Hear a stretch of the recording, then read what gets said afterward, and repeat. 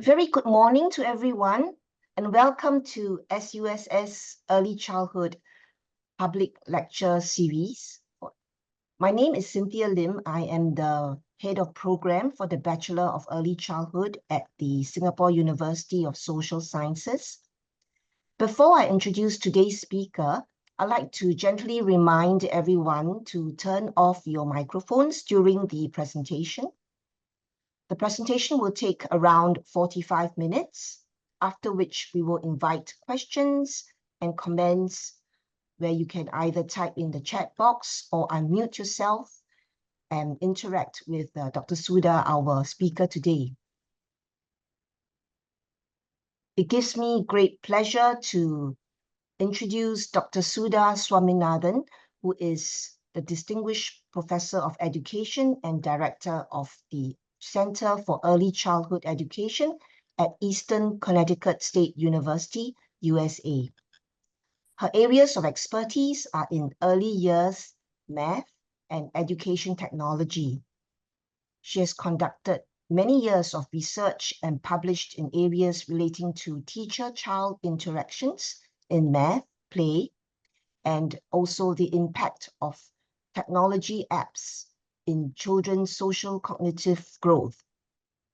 Dr. Sudha and her team at the Center for Early Childhood Education have produced over 200 ECE video clips over a range of topics on their YouTube channel. And I have used some of these video clips regularly in my classes. I found them very useful. Today, we will get to see a few of these video clips as Dr. Sudha shares with us a few effective strategies on how we can nurture young children's math thinking and learning. So without further ado, I shall now hand over the time to Dr. Sudha. Thank you, Cynthia. Thank you so much for this invitation. I welcome everyone who is joining from all corners of this earth. And so such a great opportunity for me as well to share something I'm extremely passionate about, math in young children.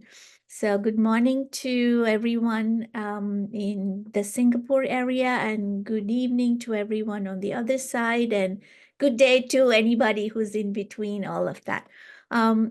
So today, like I said, I'm going to talk about early math development in young children. And in my opening slide, you see this little child who is carrying a set of blocks. And I'd like you to hold that image in your mind. It's one of my favorite clips. It comes from our library, some video library. I'm going to just come back to that later on, and we will really see what she's doing. Okay, so that's just kind of like a teaser to my presentation. So let's go ahead and get started. A question that some of you may have been asked, or maybe you're asking yourself, is like, why is math important? Why is math important? And I have been asked that question too. And I always have these, there's just so much you can do with math, because math is like the foundation for many, many things in life. And for young children, the more they engage in math, they find themselves developing not just cognitively, but also their language skills grow, their science skills grow. And there's solid research that shows that early math predicts later school success. So with all of that, why would you not do math, right? And it's just good fun also. But then sometimes people, that's good, math is good. But do we have to do it in the early years? Children who are 3 years, 4 years, why do math in the early years? And that's a more serious question, because we know that children, young children, even as young as 2 years old, are capable of deep mathematical thinking. And you're going to see a few clips that will demonstrate that. Abstract thinking, demonstrate that they're able to fathom, understand, unravel good mathematical concepts. And the other thing that is important for early math, as teachers, it is vital that we give high quality early math instruction to young children. that is kind of like our responsibility as early childhood educators. So that I just want to set that as the stage. So we'll go on and look at, start my presentation. And I kind of divided it into two major chunks. The first part, I'm going to talk about how does math manifest itself in the early years? What behaviors do we see in the early years? So we can all kind of stay together on what is math in the early years. And then in the second part, I'm going to talk about what can we do as adults to nurture this development in young children. Okay, so for the first part, how does math manifest itself in the early years? And I'm going to tell you, you're going to see a lot of amazing, amazing pictures and clips. These are all from our center library. So if you want more of that, just go to our library and you'll get all of them. In the early years, I posit that math is two-pronged. It's actually math, not just in the early years, throughout, is two-pronged. There's one is the content, and you see that here. The math content is what we do as math. So it could be geometry or measurement, that content. But the other part that is equally important and sometimes more important is how we do math. It's the process. So math is always this two-pronged thing, content and then process. And if you look at the two images that I have here, you see this little boy with a lot of pom-poms. And this is an image, it's not a video. And you can see that he's looking at them. These are all separate individual pom-poms. Perhaps he's counting them. Perhaps he's seeing how many there are. Perhaps he's seeing the size and the shape of them. That intent look, that could be math content happening right there, right? But then if you look on the right side of your screen, you see this intent gaze by the little girl who is stuffing the pom-poms into that container. And that's process happening. Perhaps she's thinking, how many can I stick in there? How many will fit in there? So it's a process that we see happening. And so you can see they're both really engaged there, and that is content and process, right? The other thing I want to talk about is that math, essentially, we talk about it as a cognitive ability, and it's a cognitive ability. But the flip side of math, it's like there's two coins, they say. The one side is the cognitive, and the other side is the affective side. We have joy in doing math, or frustration. When we can't solve something, we're like, oh my God, it's so annoying. And then we do it, and it's just good. We feel good about it. We struggle with it, and then we persist with it. So math is both cognitive and affective, and it gives strength to both these developmental areas.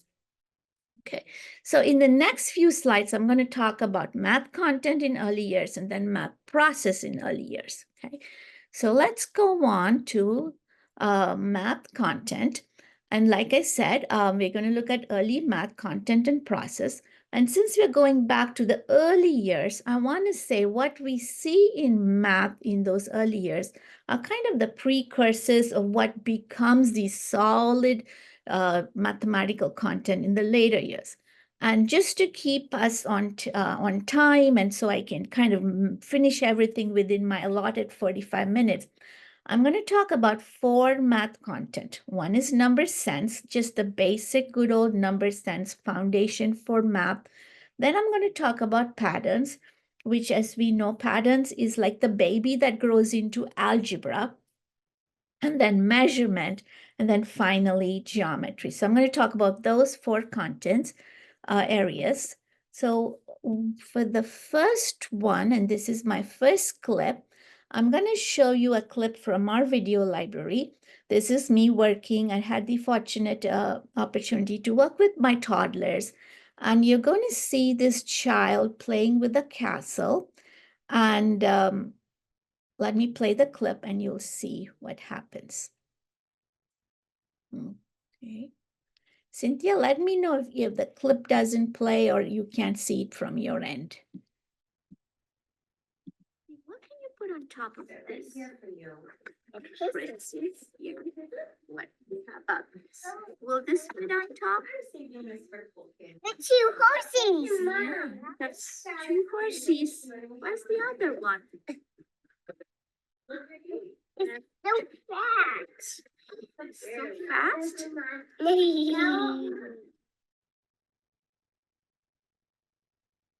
So we're back to the PowerPoint, and I hope you were able to see. The two of us are sitting on one side of the castle, and we're talking about what's happening. And when I show her one horse, this little child knows that there is the other horse hiding on the other side, out of view of both of us. She remembers that, and even before she goes to get it, she says two horses. As a young child, you can see she has one in her hand, knows there's one out there, and she's connecting that one to the unseen one and saying two, right? We talk about concrete skills, but this is evidence of some high-level abstract thinking by a 2.5-year-old child. And there's math content, which is, and I'm sure as early childhood educators, we see multiple clips like this, interactions. And this is one indication of that deep level of math thinking that goes on in young children. Okay, so let me go diving into the content. Like I said, I was going to talk about 4 content area. The first one is number sense. Number sense is the general awareness of counting, that everything in this world can be counted, that there is a quantity associated with it. And the first way we see that is children's awareness of discreteness, that there are separate things. So if you see this little baby with a rattle, there's a rattle that has multiple rings. And you can see her intense gaze that this is separated, each one, and she's probably going through it, right? This is a young baby just holding on, and that awareness of discreteness is very visible. In fact, they say that, there's research that says that children in the early years, if they can hold out their fingers and kind of see that there is this digital dexterity, has a strong connection to number sense. It's just amazing when we think about manipulatives and things we can use to help us count. The fingers are like probably the best gift we have, right? All right, so that's awareness of discretion. Then children develop a sense that there is these things, separate things can be grouped. And I have this Tupperware container draw, the image on the right side. So they're all separate, but they're all grouped together. I'm sure the child knows that draw right there as all the Tupperware container opens and plays with it, right? So that's an awareness of grouping. But let's remember this, and I want to talk about this alert to changes. Let's say one day a few of the rattle chains get loose and they disappear. Whatever. I bet you this little kid will know. You'll be surprised. What happened to the more than one I had? The child will, and that alertness that something has changed is a strong foundation of number sense that we have, that children show.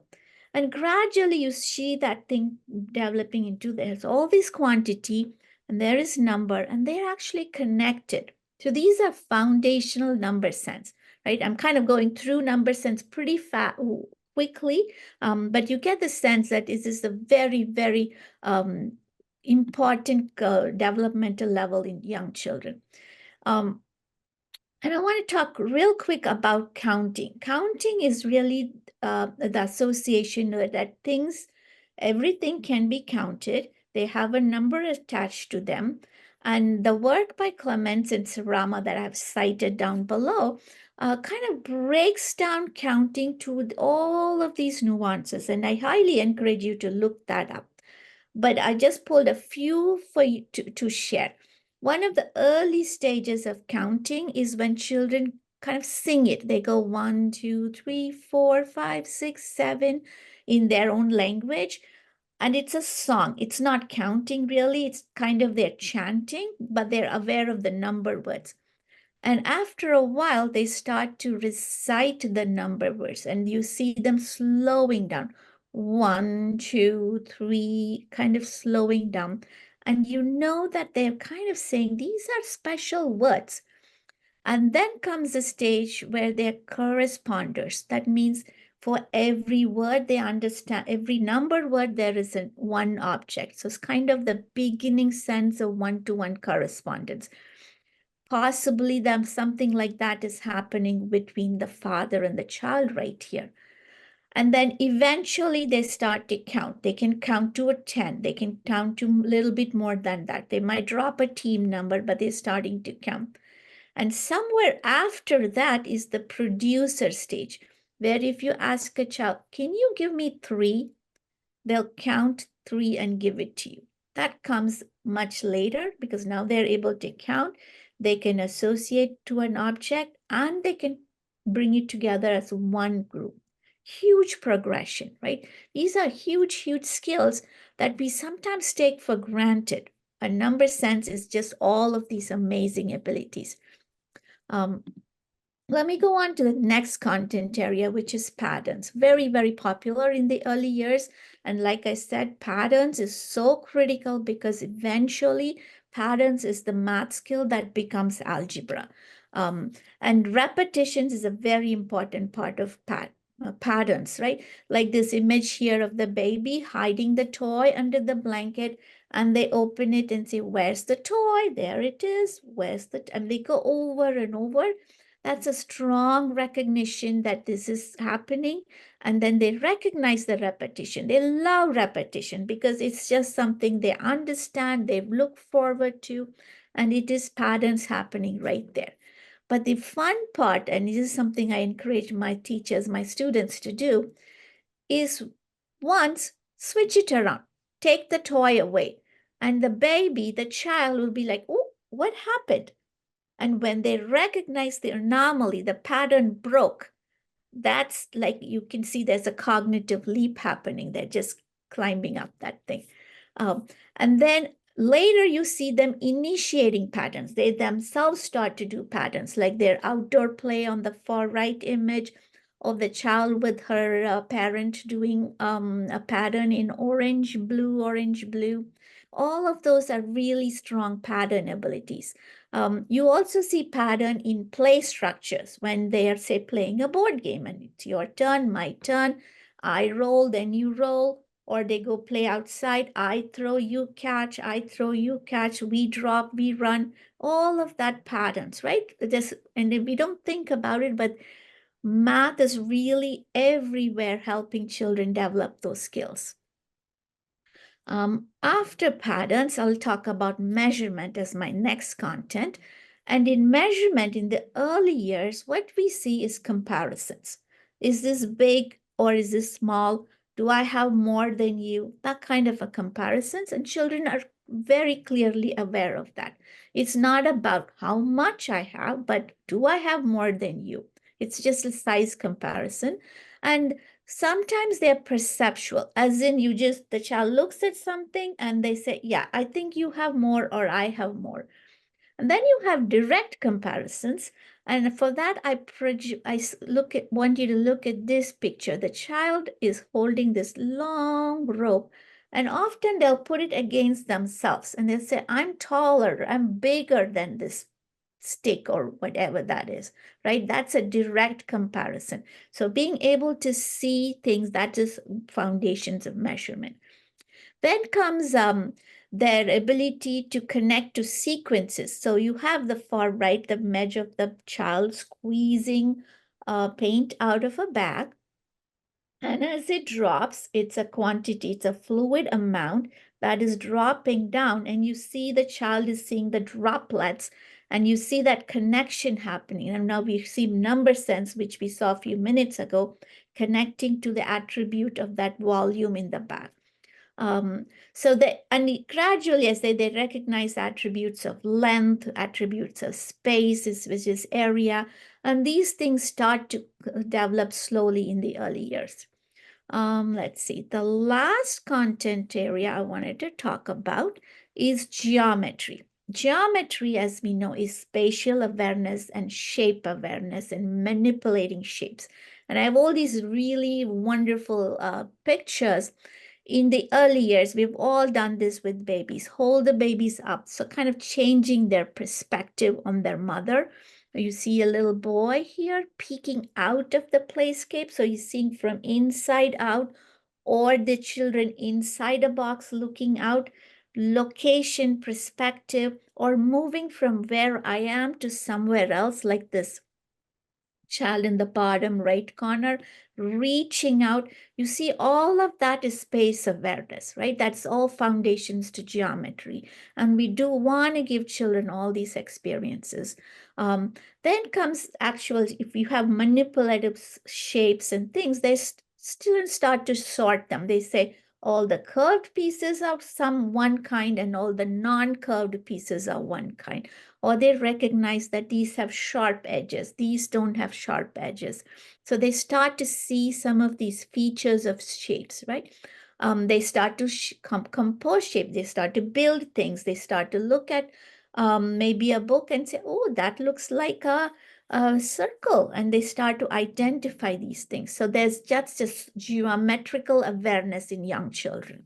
Okay, so good. So I've talked a lot about these four content areas: number, sense, patterns, measurement, and geometry. Now let's move on to the math processes, because that's the second leg or the second important component of math. And in math processes, there are many, and I just kind of brought it down to a few that I want to talk about today. The first is problem solving, reasoning, communication, and then foundational learning dispositions. So of these, so I'll go through these one by one. And you see the little girl, I gave you a preview. You're going to see this video. And her name is Amelia. And what you're going to see is Amelia is cleaning up. Amelia is cleaning up the blocks and putting them in the shelf, okay? And while she's doing that, you will notice a lot of geometry. You're going to notice her kind of measuring the space. So you'll see a lot of math content. But what we're going to do is look at the video and be thinking in our mind about problem solving, about her reasoning, what is going on. And to give you a heads up, Amelia doesn't speak. She doesn't speak, she's just doing things, okay? So let me go to this video and we go. You can see the whole thing of it. Let's try. Sit there. When we face a room, you try fitting. Fit that in there. You found a space. How about this one? Oh, okay, you can fix that.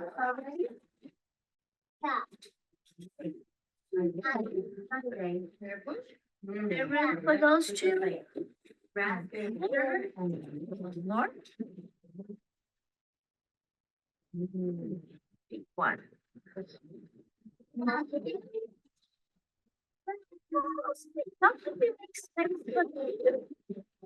Let me pause it for 1 second right there. So we've seen about a minute of Amelia clearing up, and she took a big box, she moved things, she found spots. So she figured out how to fit them in.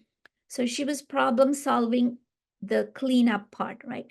Now this blue piece is going to be quite the tricky thing. So let's see what happens with the blue piece.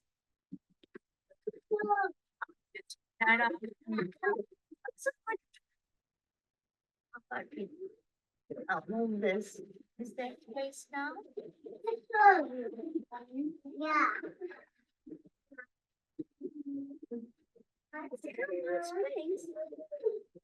Let me put it on top of this one.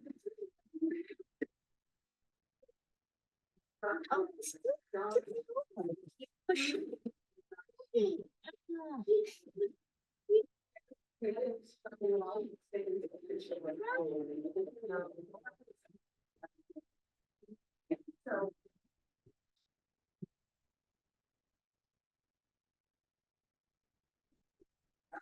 all over.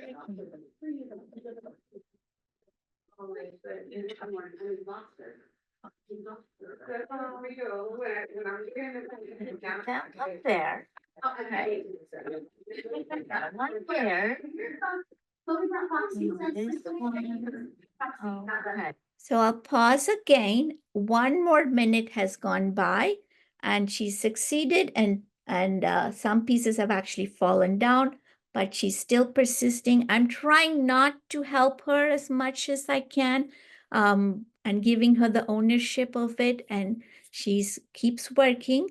So let's see what happens next. Try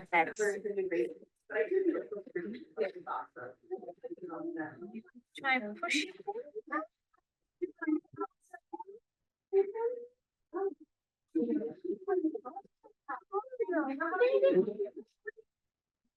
You move it down. One more. I see a couple things. There. Last piece. All done. There you go. So when I show this clip, usually at other conferences, everyone gives her a round of applause. So let me go back to my PowerPoint. And so Amelia demonstrates to us a lot of math processes. So let's look at some of them. So for problem solving, right? We talk about problem solving within math in the upper grades as solving word problems. In the lower grades, and I think in many areas in math, it includes a variety of things. Task persistence is one, right? And Amelia really demonstrated, she's barely 2.5. She spent 2 minutes and 51 seconds putting it all in. Task persistence. So that kind of gives you a sense of how her mind is just really focused. She's, she's comfortable, she's confident she can do it, she's doing it. Then we have executive functioning, and there's just a lot of research on executive functioning. And there's many research that says that actually math helps executive functioning, but just doing executive functioning tasks doesn't actually reverse back to math, but math supports executive functioning, which is just fascinating for me. And what is executive functioning? It is an idea of working memory, right? Keeping it in mind that I have all of these blocks that I have to put away. Let me not forget the blue one. Let me not forget the red one. I tried this. Kind of like that kind of receptacle in our mind where we keep things. And definitely Amelia is demonstrating that. Shifting flexibility. We try something, it doesn't work. We step back, we try some other strategy. And that is very, very important. Those who don't have that flexibility kind of get stuck, and then they either don't want to persist, or it's very hard to reverse our way and say, can I do it in a different way? That's a very important skill, right? Inhibition. There's a lot going on in that classroom, but no, she just said, this is what I need to do. This is how I'm going to do it, right? So you see that as well. Cause and effect. You see that, if you put it this way, another thing happens. So a lot of problem solving, and it happens all the time in the early childhood classroom. And I firmly believe that this aspect of problem math is foundation to many, many skills, way of math processing. The close second cousin, I say, to problem solving is reasoning. How did I do that? In Amelia's case, she doesn't explain, she does it. And her reasoning is really the action. Just she does it, she nods, and she looks at me and she goes. So it's really gestures and things like that. And we see that with young children. I have this beautiful picture right here of reasoning going on where they're just struggling, like, what is the best way to do something?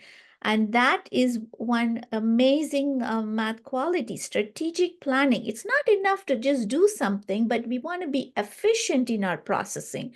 So you can see that children struggling with it.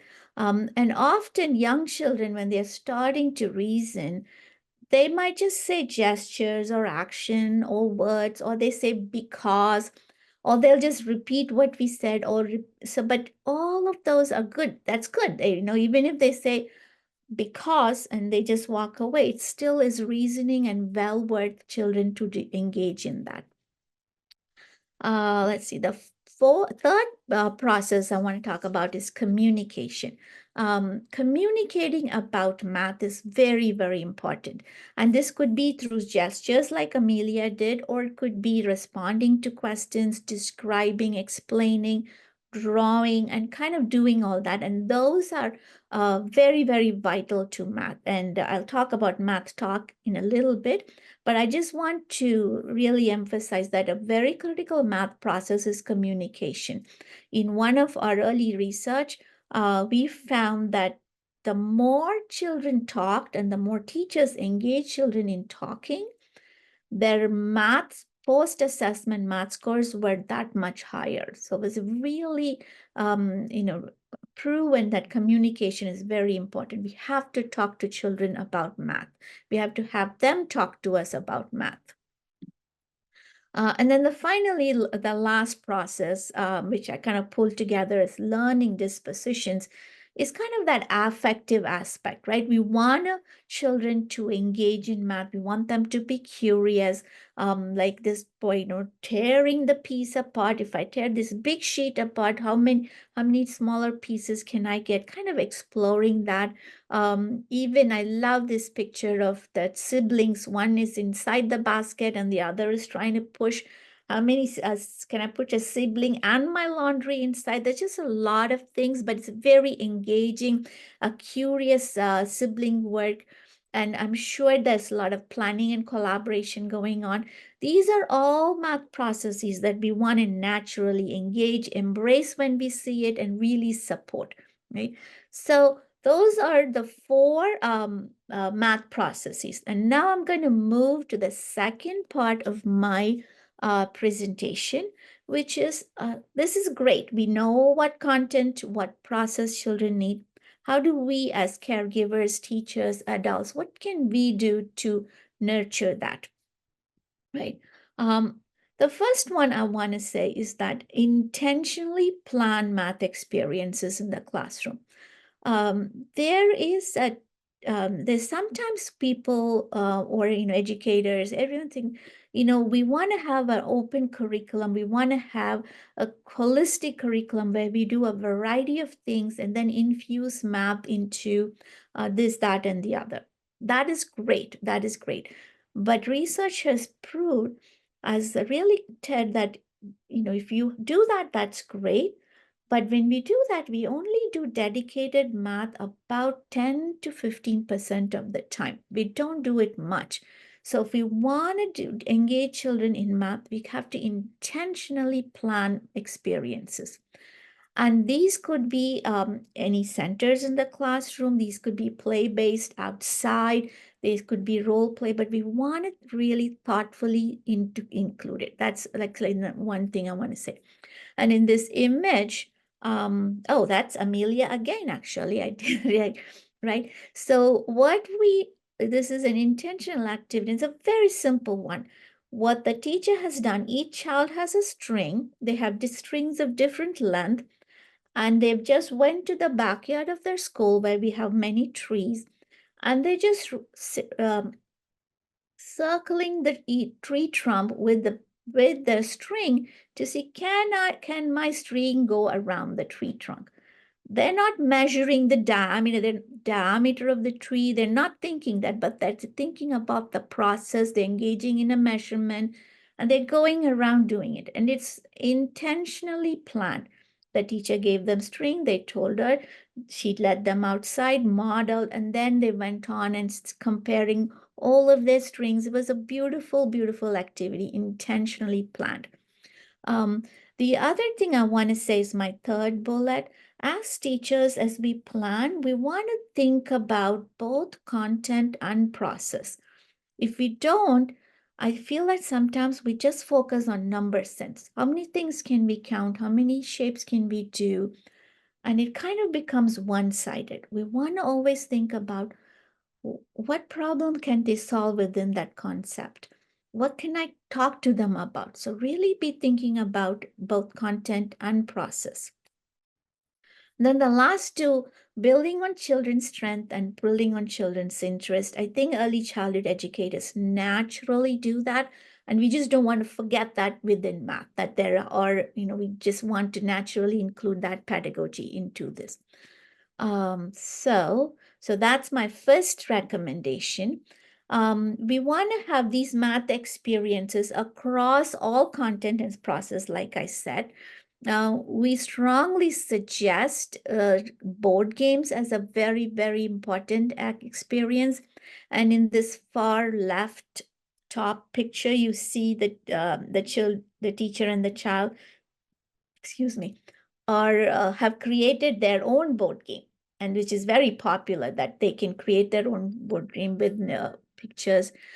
Here is an independent activity that the children can guess how many is in each jar.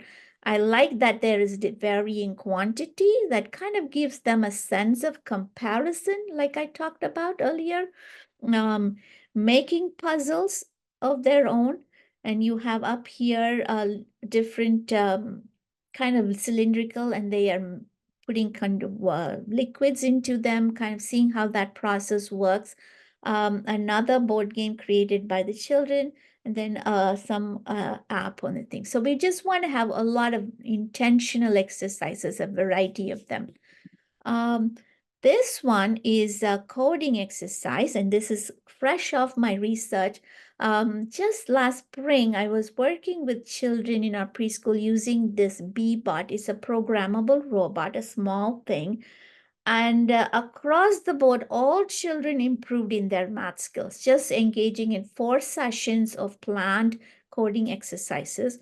But the more interesting thing that just hot off the press, the bilingual children, that is the children who spoke 2 or more languages, who sometimes score not sometimes, often score less, score less high than their monolingual students. By doing these coding programming activities, they improved much more significantly than the control group. So it's just something to think about. There's something about the coding that really supports bilingual children. Oh yeah, and I have a very, very quick video to show about that. Let's just embed it. Let's see. I want to do that one. Okay. If I start on my penguin, how many do I need to press to get to the igloo? 1, 2, 3. Good. Zara presses the X, she remembered, and then she goes forward. 1, 2, 3. Go. Good job. Good job, Zara. So this is just one tiny slice from that research. They did 4 sessions, and just by doing 4 sessions, do you that could see, one? sorry, a variety, a lot of improvement. So that was all intentional experience. The second part, or the flip side, is spontaneous expression, right? When we're going for nature walks, during snack time, washing hands, clean up, there's so many opportunities for math explorations. As you can see, the children outside here exploring how many splashes they can make with the rainwater, and they're really studying it. So obviously, there's lots of opportunities for spontaneous math exploration. So I just wanted to say that just because I said plan everything intentionally, don't forget the spontaneous opportunities too. So we have a busy time, right, as with math. Okay. So okay, good. I have one more clip I want to share. And this is from our toddler classroom. And this is a teacher. And at this time, what's happening is that they're still cleaning up, and they're putting all these plates of square blocks of tiles into the basket. And she very intentionally engages them in our experience. So let me go to that clip. Here we go. You're still on the chair? You're still on the chair? Oh my goodness. Friends, look, I noticed Now they're stacking up really high. Watch what happens when I move my basket. Oh no. It's gonna fall. So there's the teacher's name is Amy. Amy realizes here's an opportunity, and she says that it's stacking up too high, and she lifts it and they tip over. And she says, oh no, and she then puts that problem out to the children to solve. And, let's see what happens. What could we do to make it so they don't fall out? What can you do? I think I can. We just had it on and they fell out. Let's see if Tendo will do something different. What will you do with them, Tendo, so they don't fall out? Oh, Tendo put them on the side. Let's try it now. It's a great idea. They don't fall out anymore. Thank you, Tendo. You solved that problem.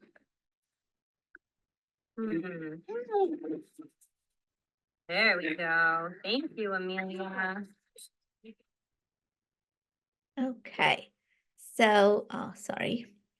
So you see an opportunity for problem solving occur, and Amy throws these open-ended questions and gives them the time and the space to figure it out. And then the nice part is she also describes, she engages in these descriptions that kind of takes the action and puts it in captions for the children to hear, to listen, to understand this is something serious going on. Okay. The next thing I want to say is that as teachers, we want to do intentional teaching, spontaneous, and as you kind of see from all of this, observation skills is very, very vital. We have to develop really keen observation skills, kind of look for evidence of the content, keeping all the content and the process. We want to see when do the children show evidence of this content so we can grab onto that and then build experiences. And these things might happen when children are explaining their actions, their words. I also say that sometimes it's helpful when we engage in reverse play, when we pretend to be the novice and kind of say, I don't know how to do this. Can you tell me how? And they help and tell us. That kind of gives us a sense of how well they know something or what are some issues they might have this. And okay, asking them, can you help me fix this? Or how can I share this? I want to describe this to my friend in the other class. What words can I use to do that? And that kind of gives us a real window into their capacity, their ability. Let's see. And quickly, I want to, this is one slide on this huge area of research, but I just couldn't not include it. It comes from Dr. Clemens and Sarama's learningtrajectories.org work. Often we can observe children, we know what their strengths are, and then it kind of like, what do I do with that? What do you do with that knowledge? The Learning Trajectories program, and you can get a free login and look into all of their work, suggests that we have this 3-part process. We decide what the math goal is. So for instance, in this side, I have an observation. You notice a child saying up, down, it's a pattern. You notice that this is a child who's observed a pattern. So our goal then would be, let's enhance that pattern recognition. And if you go to learning trajectories and you look in pattern recognition, you're going to see a developmental progression. What can you do to enhance pattern recognition? It could be weaving patterns in different areas, initiating patterns, and they give you descriptors and videos and instructional strategies. So I highly recommend this 3-part process. What's the goal? What's the progression? How do I teach that? So highly recommend that to use this resource to supplement your observation. The next, we talked about math talk earlier. And again, some of my research, other research have proved that teachers engaging in math talk is very, very critical for nurturing math development, for giving that vocabulary to children so they themselves can use it in their descriptors. And in our research, we kind of drilled down to see there is math talk. It doesn't mean we just talk. There's like a specific things we have to be talking about. One is descriptive maths, like such as what Amy did with that basket. But the other thing we noticed is that open-ended questions. So those were much, much more valuable than closed questions. So for instance, Amy in that clip, she said, "Oh no, what can I do?" Which is an open-ended question. She didn't say, "Should I do this or that?" which is a closed question, right? Wondering aloud, how can I do this? What should I do else? Those kind of like just opening up an exploration. Those math talk conversations by teachers was extremely productive and efficient in helping children engage in more math, understand more math. And I have given you a few examples, and there's also research that says that sometimes you can give high-level math words to children, such as, say, hexagon or similarities. Those words may not mean anything to the children immediately, but it kind of puts a basket in their minds. And then as they have more experiences, that word becomes infused with the actions and becomes more meaningful. So as teachers, we can be thoughtful about when to introduce that helpful vocabularies that will support their learning and playing and meaning making as they work more. Here are a few examples. On the left side, I've given a few things such as how many do you have, emphasizing cardinality. And when they say 7, you can say, how do you know you have 7? And, you know, kind of like asking for an explanation. And instead of saying, what shape is that? Might be more helpful to say, why is this a triangle? And see if they can explain that. And rather than say, can you count 1, 2, 3, which is not very interesting, we can ask these other number sense, or how do you make it taller, right? How can you do? So kind of like these are examples of math that has actually in our own research helped prove that children's math, post-assessment math scores were much higher. The other thing, and this is also from our research, I talked about open questions, which is at the bottom here, and modeling. Teachers modeling these experiences, describing is very helpful. In the middle, this is something I don't think I shared earlier. In our research, we found that when we asked teachers to talk about math, they predominantly talked about numbers. It was always about numbers. Nothing bad about that. But then they didn't talk as much about geometry, measurement, and patterns. And we kind of we were recording them. And then we said, well, this is how much it happened. And they were like, oh my goodness, really? And we don't realize it, right? So we kind of have to monitor ourselves to make sure we spread ourselves across all of the content. And then moving up, we also want to do a good fit. We do want to talk to children, but we should also know when to stop talking, right? So we give them the guidance, the level, maybe it's just one word, maybe it's just a question, and then we should stop. Look at the level of guidance, the type they need, and then we maybe just stop. And and that's kind of a tricky thing. So that's why I have it here say we have to plan and practice our math talk. It doesn't come naturally. It's not something we are born with. We have to really practice and learn from ourselves. Okay. So moving quickly to the last few slides. Of course, we want to give a very math-rich environment where we have materials for both independent exploration as well as incorporate math into all of the areas. So for instance, here I have on the right, you You can have blocks of different size, or in the writing area, just giving different size papers for the children to write is a great way to include math in that.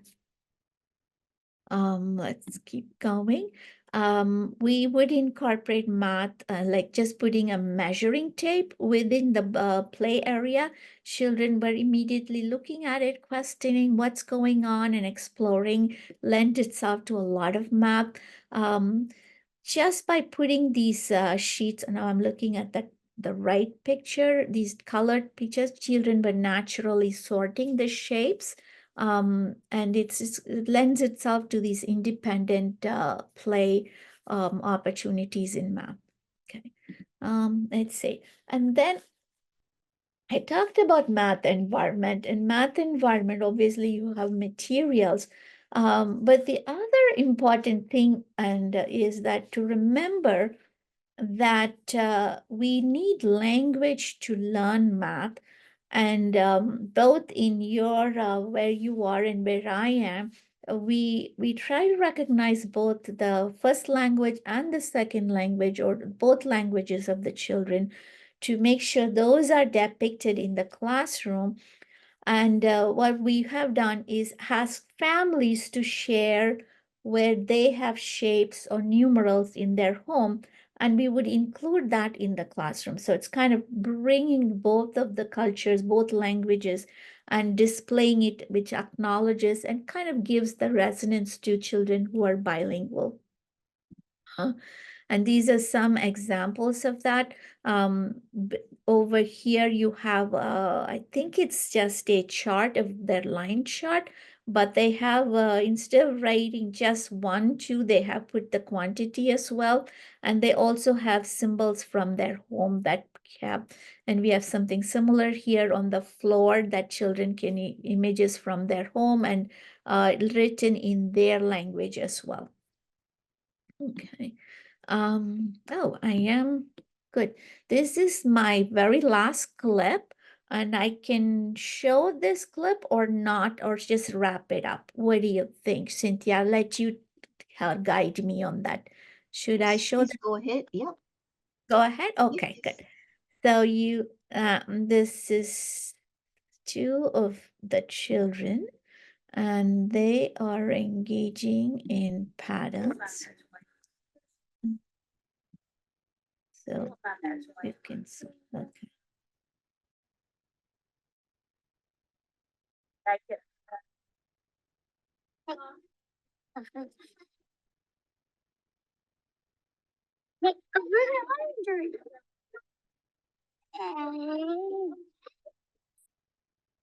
So if you notice, he is naturally doing orange, red, orange, red. And when he picked up the orange, realized it, oh, and then put it back and picked up a red person. And there, it's just an open play. Let's see what happens. What do you like about that play? Making patterns.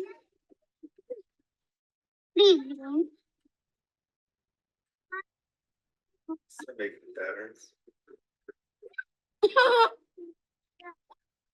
Oh no, they all fell down on the ground. We'll do that again. Again. Yeah. But I'm doing it first.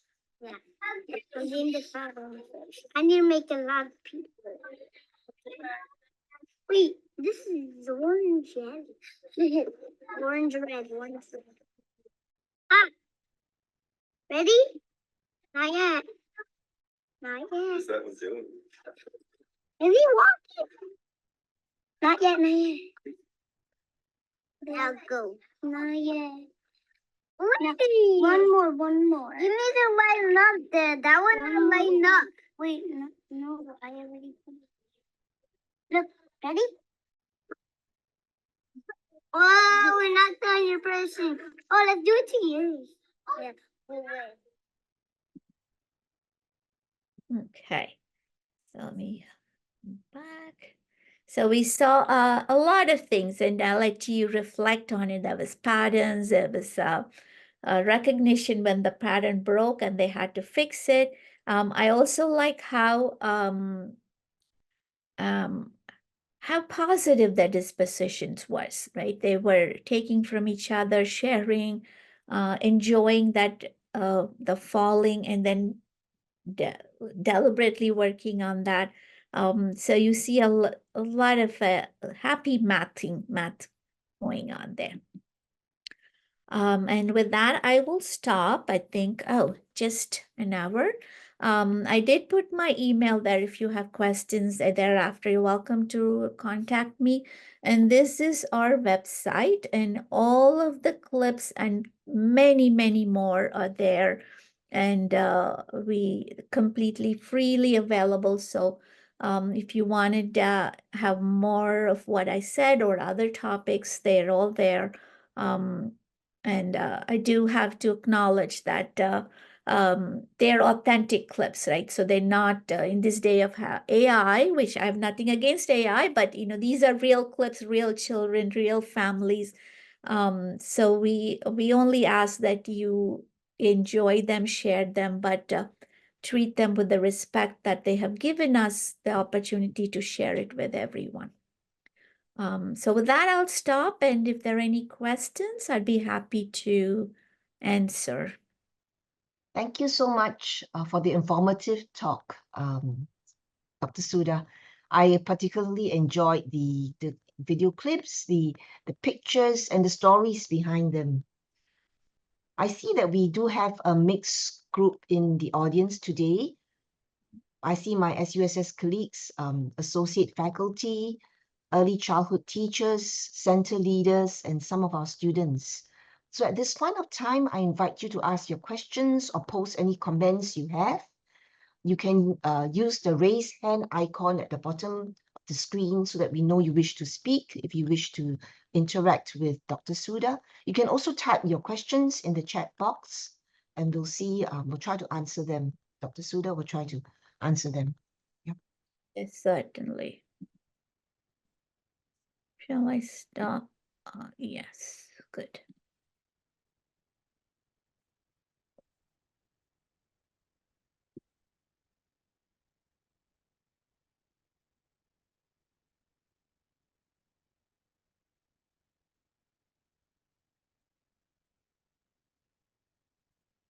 We have one question from Vivek Susanti. How do we introduce patterns to young children who are in the age group of 18 months to 3 years, those under 3?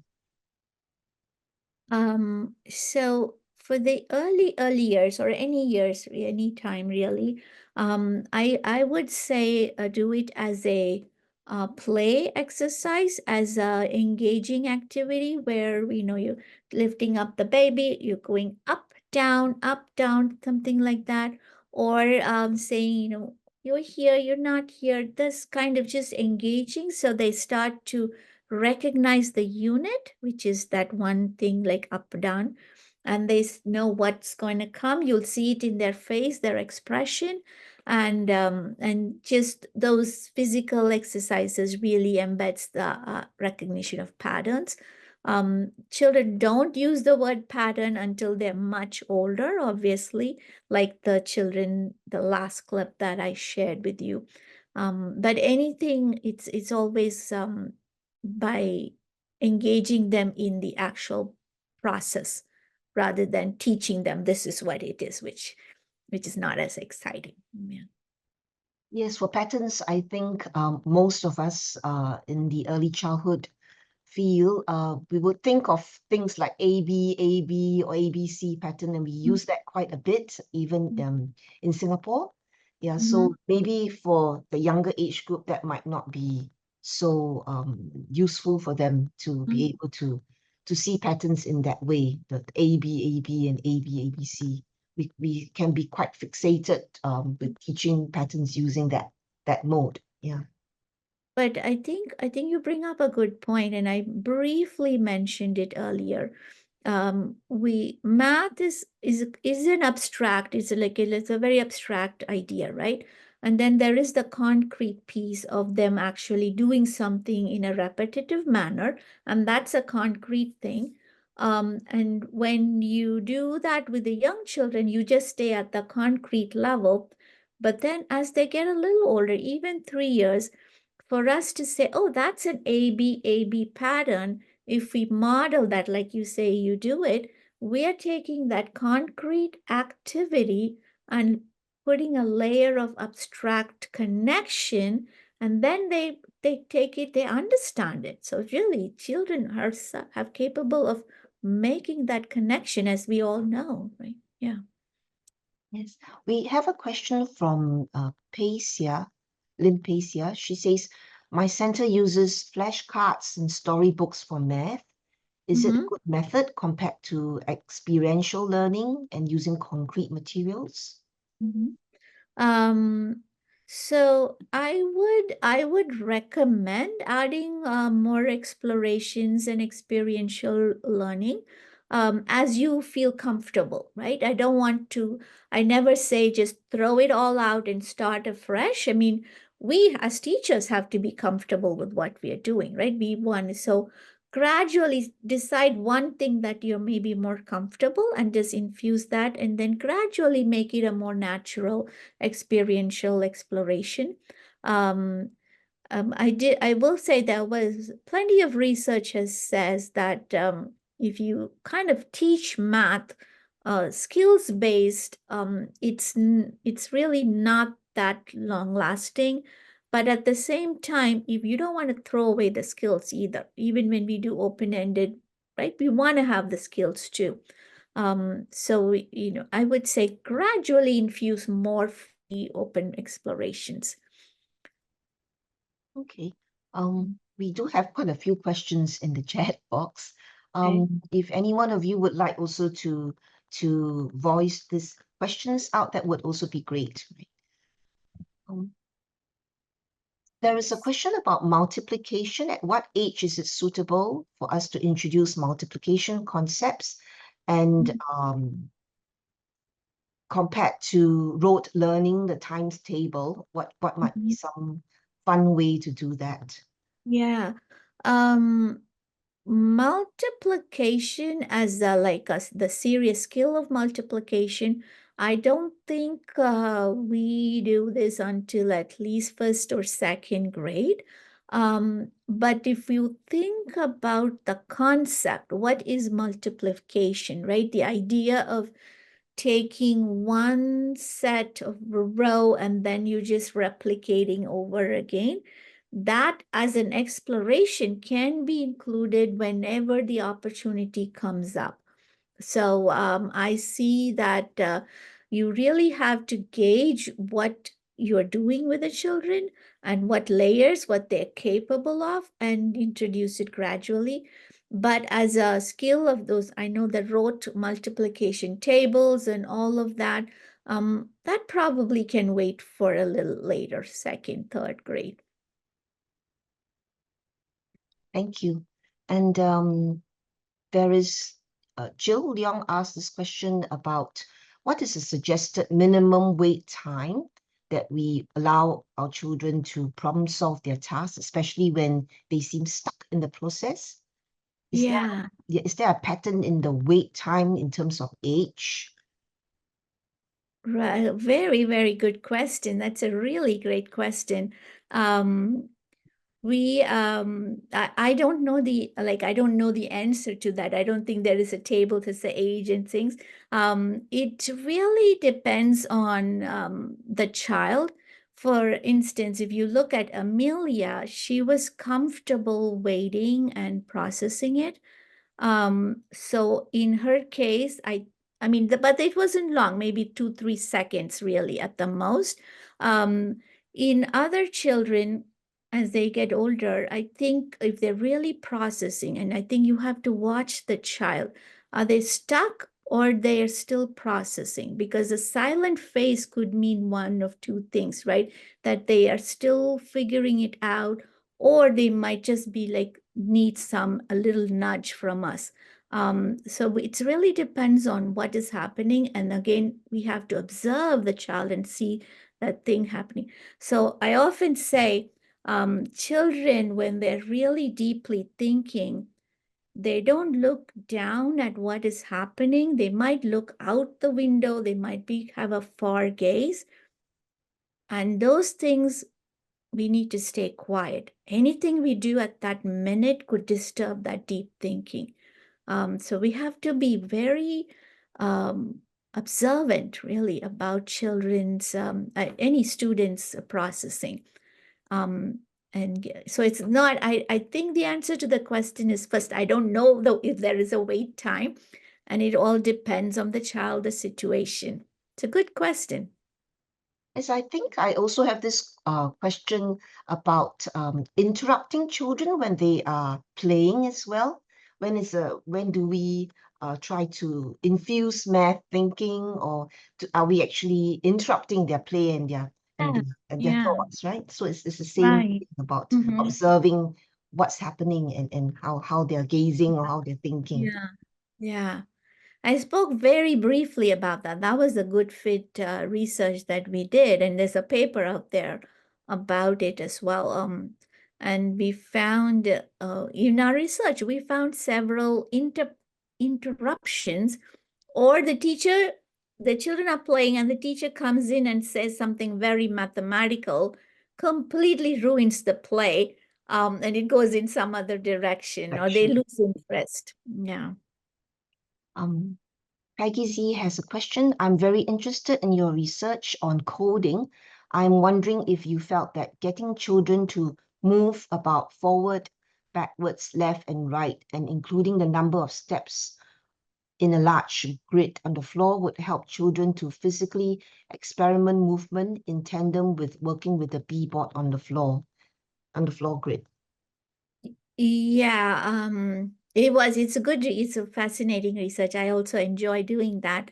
And yes, definitely. I've been doing pockets of that, started as a small study before COVID. So then it's going really stopped during COVID. And yes, definitely. Every time I do it, I see children, all different children. It helps them, everybody, just working with the grid on the floor, and using the counting naturally. The grid there's no numbers on the grid, obviously, but it does facilitate their problem solving and their number sense.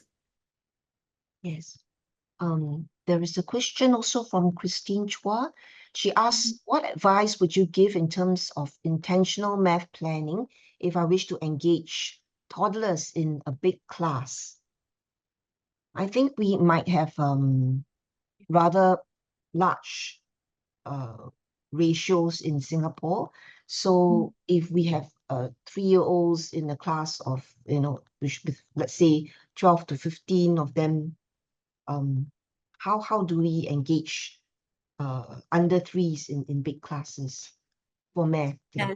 So you say that like 12 to 15 less than 3-year-old children, um, and with intentional math, right? I think the best, way is to think about a play scenario which multiple levels, so that, even under 3, they're not all going to be at the same level. So children can all play but engage in the level that they are able to do. So we have had even circle time, and they were saying, we go around and say, can you share one thing, or can you share 2 things, or can you share 3 things? And we intentionally, the teacher would pick the number that the child is capable of responding with. And so it's differentiated for all of them. It's a very thoughtfully planned exercise, and they can all engage in it. Or you could create board games, like the entire floor plan could be a board game, and with children playing in smaller groups, or all of them together, hopping or jumping for the number of steps. So it requires a certain level of creative thinking, but then I think as early childhood teachers, the minute we give one example, their mind goes, they'll just think, oh, I could do this. And so they should be able to find multiple ways to do it. We have in our video library, if you just go and click toddlers, I think there are several examples that will pop up. Thank you. And I think we can take one last question. So if you do have further questions, Dr. Sudha has given you her email as well. You could approach her, but we'll take one last question. Here, at what age can we introduce word problems? Yeah.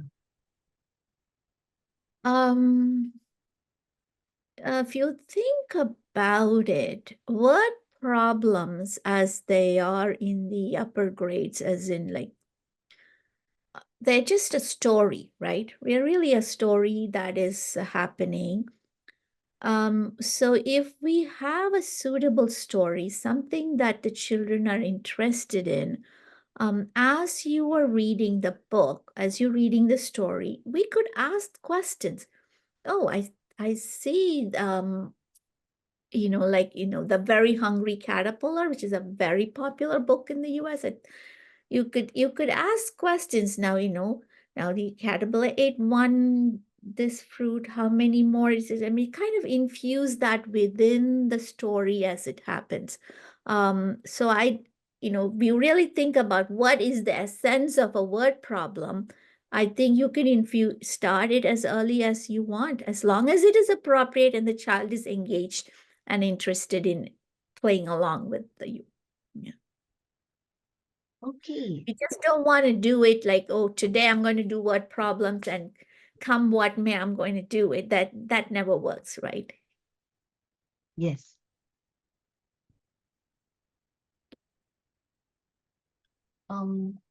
Christine, do you have anything to add on?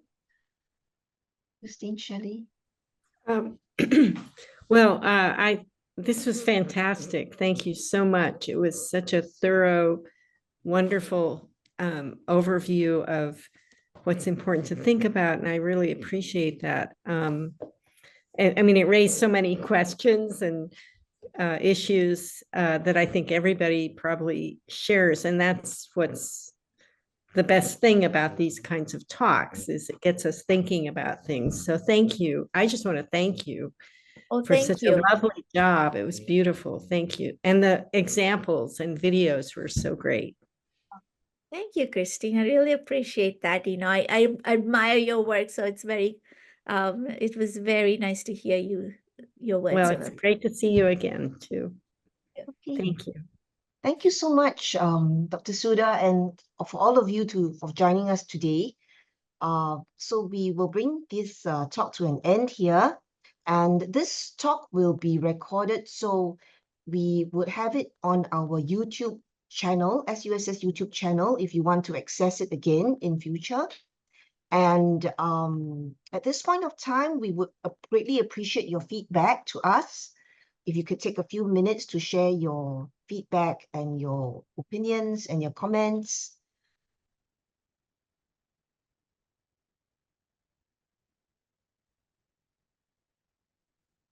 Otherwise, I wish everyone a very good weekend ahead, and we'll see you in the next public lecture in August. Thank you very much. Thank you. Thanks, everyone. Bye, Ria. Bye-bye. Bye, Cynthia. Bye-bye, Sudha. Thank you so much. Thank you.